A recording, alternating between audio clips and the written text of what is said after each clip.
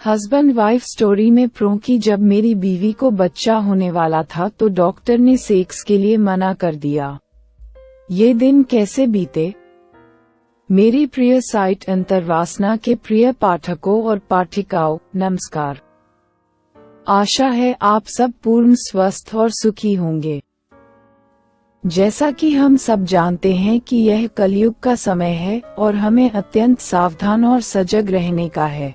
बाकी तो सब आप लोग जानते ही हैं कि क्या करना है क्या नहीं करना है, तो सब लोग अपना अपना और अपने परिवार का ध्यान रखिए। पिछले मार्च 2022 से लगभग 4 माह के लॉकडाउन का अब तक कटता था। अंतर्वासना की कहानियां, दैनिक अखबार और टीवी पर कोरोना का रोना, बस इन्हीं सब में समय कट रहा था। साथ ही प्रशंसकों के संदेश भी मुझे कुछ लिखने को प्रेरित कर रहे थे, पर मन था कि स्थिर ही नहीं हो रहा था कि लिखूं तो क्या। हम लेखकों की भी अपनी मजबूरियां हैं, अपनी सीमाएं हैं। जब कुछ लिखने बैठते हैं तो कई बार दिमाग चलता ही नहीं है। कागज पेन सामने होता है पर कुछ सूझता ही नहीं है कि लिखें तो क्या। सती कहानियां जैसे कि मेरा 9 इंच का औजार उसकी सीलबंद गुफा में समा गया और वो चीख उठी और बेहोश हो गई। फिर होश में आकर वो सहयोग करने लगी। वो अनगिनत बार झड़ चुकी थी। रात भर उसकी खुदाई की, औजार को सुबह उसकी गुफा से निकाला। फिर मैंने उसकी पीछे भी मारी पर मेरा निकल ही नहीं रहा था, इत्यादि। इस टाइप फुहर सेक्स कथाएं लिखना मुझे गवारा नहीं। जब तक बात दिल से न निकले तब तक लिखने का आनंद ही नहीं आता। इसी उहापोह में लॉकडाउन का समय गुजर रहा था। लिखने का मन तो हो रहा था, सो बार बार किसी थीम को मन में लाता पर कुछ जम नहीं पा रहा था। तभी एक दिन मन में आया कि क्यों न मेरे पहले बच्चे के पैदा होने के टाइम की वो रसीली बातें, वो घटनाक्रम एक कहानी के रूप में लिखा जाए। उन दिनों की उन घटनाओं को गहराई से सोचा तो बात जंच गई और उन्हीं सब बातों को लेकर यह कहानी गढ़ने की शुरुआत की। तो ये कहानी है जब मेरी पत्नी पहली बार गर्भवती हुई और मेरे बेटे अभिनव, अदिति बहुरानी का पति अदिति तो सबको याद ही होगी न, का जन्म होना था। मित्रों, इस कथा को कहने से पहले एक बात और कहना चाहूँगा कि आप सब इस कथा को धीरे धीरे रस ले लेकर पढ़िएगा। आप सबको इसमें वो सब रस मिलेंगे जिनका आनंद लेने के लिए आप यहाँ अंतर्वासना पर आते हैं।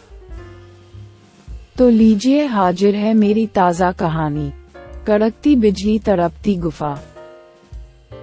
सरकारी विभाग में प्रतिष्ठित पद पर मेरी नौकरी लगने के 1 वर्ष के भीतर ही मेरा विवाह शर्मिष्ठा से हो गया। उन दिनों मेरी पोस्टिंग उत्तर प्रदेश के शहर बरेली में हुआ करती थी। अपने सरकारी फ्लैट से सुबह 9:30 बजे घर से निकलना होता था और देर शाम लौट पाना हो पाता था, पर जिंदगी मस्त चल रही थी।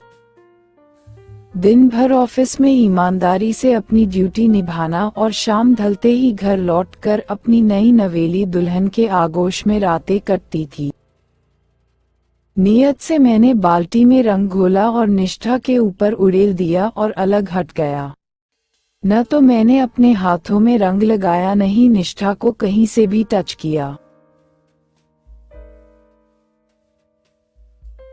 कुछ देर निष्ठा यूं ही भीगी बिल्ली सी बनी बैठी रही। फिर उसने खड़े होकर मुझे एक बार असमंजस भरी निगाहों से देखा, जैसे उसने जो एक्सपेक्ट किया होगा कि जीजू संग होली ऐसी होगी वैसी होगी, पर वैसा कुछ भी नहीं हुआ था। फिर उसने मुट्ठी भर गुलाल मेरे सिर पर डाल दी और मुंह पर भी मल दी और फिर मुझे बाकी चितवन से देखती हुई निकल ली, जैसे आंखों ही आंखों से कह रही हो कि जीजू आप तो एकदम लल्लू टाइप के हो। इस तरह हम जीजा साली का यूं ही फॉर्मल टाइप का रिश्ता हुआ करता था।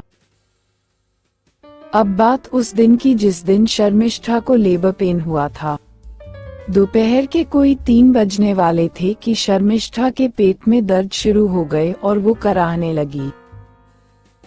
सासू माँ बोली, दामाद जी जल्दी से इसे हॉस्पिटल ले चलो, डिलीवरी बस होने ही वाली है। मैंने आनन फानन में टैक्सी का इंतजाम किया और हम लोग हॉस्पिटल चल दिए। टैक्सी में शर्मिष्ठा, निष्ठा और सास जी पिछली सीट पर थे, जबकि मैं अपनी बाइक से टैक्सी के पीछे पीछे चल रहा था। बाइक मैंने इसलिए ले ली थी कि पता नहीं कब क्या जरूरत पड़ जाए। रिमझिम बरसात हो रही थी और मौसम बहुत ही मस्त लग रहा था। मैं भीग रहा था पर मजा भी बहुत आ रहा था भीगने में। मैं इन्हीं ख्यालों में खोया था कि पता नहीं लड़का होगा या लड़की। जो लांगी मेरा औजार ही आराम से नहीं झेल पाती तो इसकी टाइट गुफा में से बच्चे का बड़ा सा सिर फिर बाकी शरीर कैसे बाहर निकल पाएगा। पर मुझे पता था कि प्रकृति की अपनी लीला है, वक्त आने पर सब संभव हो जाता है। इस तरह वो रात बहुत भारी थी मुझ पर। रात के 1:30 बजे एक नर्स घबराई हुई आई और उसने मुझे दवाई का एक पर्चा दिया और बोली, आपके पेशेंट के साथ कुछ इमरजेंसी है, आप ये दवाएं और इंजेक्शन अभी लाके दो, हमारे स्टॉक में खत्म हो गए हैं। बाहर घनघोर बारिश बदस्तूर जारी थी। मैं तो पहले ही भीगा था, पर दवाई लेने तो जाना ही जाना था। मैंने बाइक स्टार्ट की और चल दिया दवा लेने। मुझे पता था कि रेलवे स्टेशन के पास एक मेडिकल स्टोर रात भर खुला रहता है। मैं उस बरसात में आंधी तूफान की तरह बाइक दौड़ाता वहीं जा पहुंचा और दवा लेकर वैसी ही स्पीड से वापस अस्पताल आया। इसके बाद भी आने जाने में मुझे 1.25 घंटा के करीब लग गया। डॉक्टरनी और नर्स मेरा ही वेट कर रही थी। उन्होंने झट से दवाएं मुझसे ले ली और फिर लेबर रूम में जा घुसी। शर्मिष्ठा के दर्द से छटपटाने की आवाजें तब भी लगातार बाहर आ रही थीं। इधर मेरी तबीयत भी खराब हो रही थी। लगातार भीगते रहने के कारण मुझे छींकें आने लगी थी और कपकपी सी महसूस होने लगी थी, साथ ही बदन तपने लगा था। लेकिन उस टाइम मुझे अपनी परवाह बिल्कुल नहीं थी। बस यही चिंता सताई जा रही थी कि शर्मिष्ठा की डिलीवरी सकुशल हो जाए। बस सुबह के 4 बजने में 10 मिनट थे जब लेबर रूम से बच्चे के रोने की आवाजें सुनाई दी और कुछ देर बाद एक महिला अटेंडेंट ने आकर बताया कि बेटा हुआ है और जच्चा बच्चा दोनों स्वस्थ हैं। इस शुभ समाचार के साथ ही मेरा टेंशन खत्म हो गया। आधे घंटे बाद मेरी सास भी लेबर रूम में जाकर शर्मिष्ठा और बच्चे को देखकर आ गई और हमें बताया कि सब ठीक है, चिंता की कोई बात नहीं है।